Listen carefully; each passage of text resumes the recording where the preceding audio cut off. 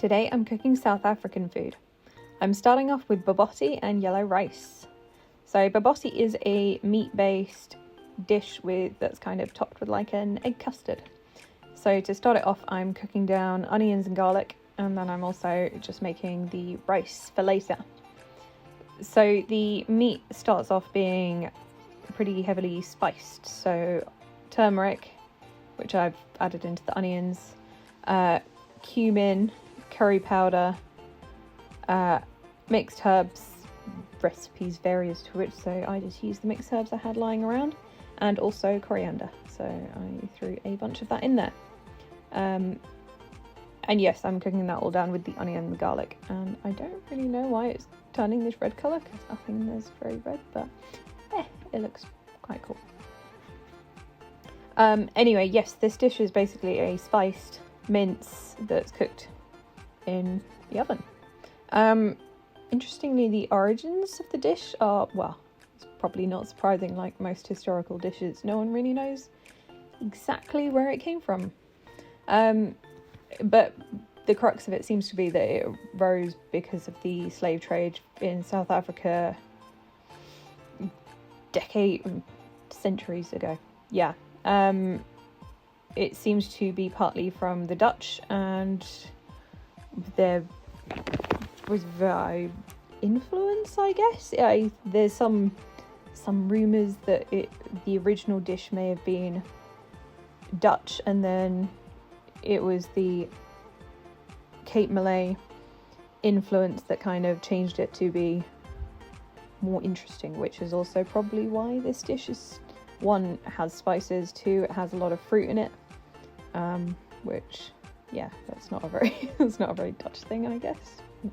Well, I don't know, but it makes some sense to me. But anyway, so to the mince, the onion, I added in the onion and all the spices, added an apricot jam, which is a fairly key ingredient, because there aren't a lot of apricots around at the time, but I guess variations of the dish are apparently made with like whatever's in season.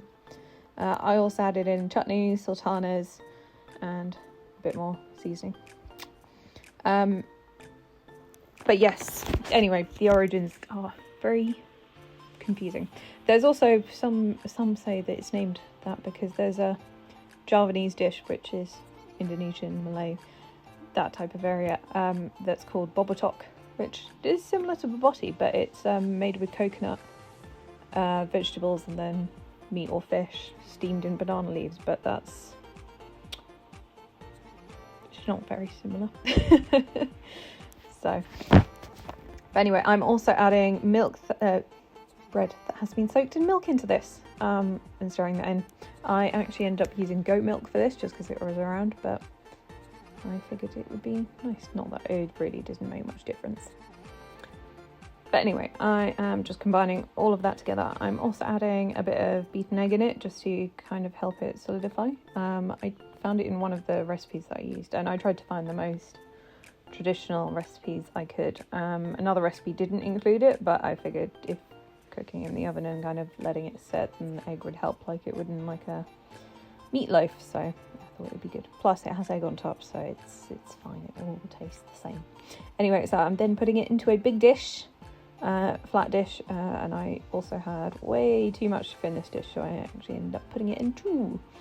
But anyway, yes, so I'm putting it in the dish, and I've already preheated my oven to 180 centigrade, I believe it was. But yes, it's not the most appealing looking at the minute. It's just meat with fruit in it, a lot of spices. It does smell good. It is definitely a reasonably sweet dish, and the rice that I'm going to be making with it is also quite sweet. But that's the food. I really like that kind of thing, to be fair. Some people don't. Now I'm actually just preparing the egg topping. So I combined egg, turmeric, and also the milk I had left over from soaking the bread because you can't absorb it all. And then after the bobotie has been in the oven for, I think it was half an hour, I took it out just so it had set a bit, and then poured the egg mixture on top. And I did try to be careful, but I wasn't very, because it fell through at one point. Yes, there we go. There it does. But anyway, and then also adding bay leaves on top. I grew these in my garden and they were not too happy this winter, which is annoying because these are like the last good bay leaves. All the other ones have annoying, ugly spots on them. I assume they're fine, but who knows. Anyway, the yellow rice that goes with it, that's another dish that seems to also have origins from the Indonesian influence in the area, the Cape Malay community. It's essentially just rice with turmeric, sultanas, and a little bit of sugar, I believe. Again, recipes may vary. The Afrikaans name for it is gilries, which I think is just yellow rice. On the side, I did some fried carrots. I believe some usual accompaniments are banana, more chutney, avoided those because they're sweet, and also sambal, which is an Indonesian chili sauce, I believe. But I just went with carrots because they're quite a nice neutral thing that everyone does, really.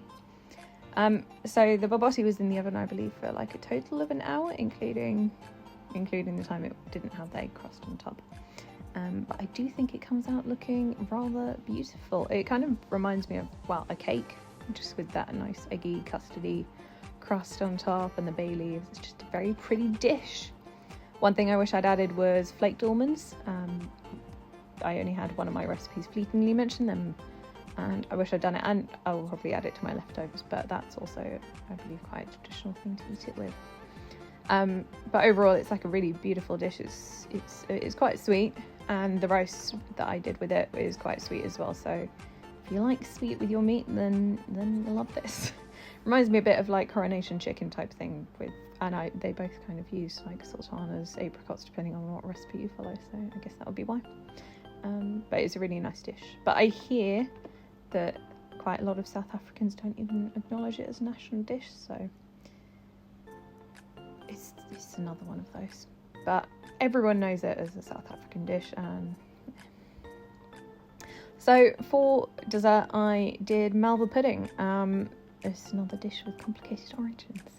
But started off with it's pretty usual cake ingredients. So in here is milk, sugar, eggs, melted butter, and then I guess the slightly weird ones, apricot jam is pretty key ingredient in this. I assume there was just a lot of apricots around when it was made originally.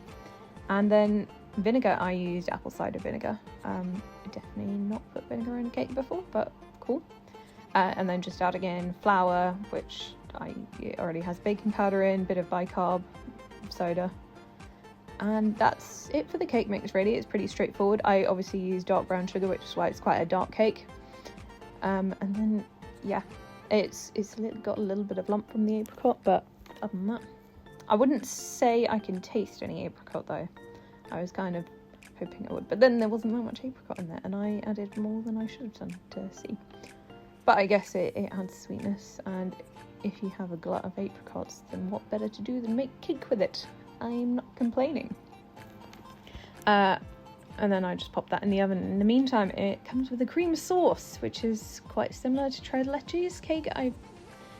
It's a sauce that's basically cream, milk, butter, sugar. Simple.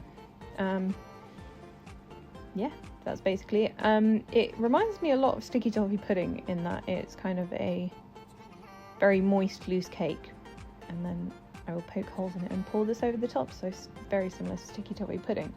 But I mentioned the origins, and by the way, this has gone dark because I added in dark brown sugar, just to give it a little bit of colour. Pure white, not the most appealing sauce in my opinion. Anyway, and the origins of this pudding, like many recipes, is, well, they're very complicated. Malva pudding seems to be like a staple South African dessert that people have grown up with there. But the origins seem to be complicated. It seems like it may have come from Dutch colonists who kind of brought that kind of type of cake with them. And maybe that's why we've ended up with, sticky toffee pudding in England and Tres Leches elsewhere, that kind of thing. Hard to say, but either way, it is a very traditional South African pudding and has been for a long time now, so it's excellent and quite easy to make, and who doesn't love stabbing holes in cake and pouring beautiful sweet cream sauce over it? So it is a really rich cake. It tastes like butter and sugar, unsurprisingly. It's really sweet. I put a bit of like clotted cream on the top. I believe ice cream is a bit more traditional, but it's really cold in England right now, so I didn't fancy that. But I definitely recommend trying it.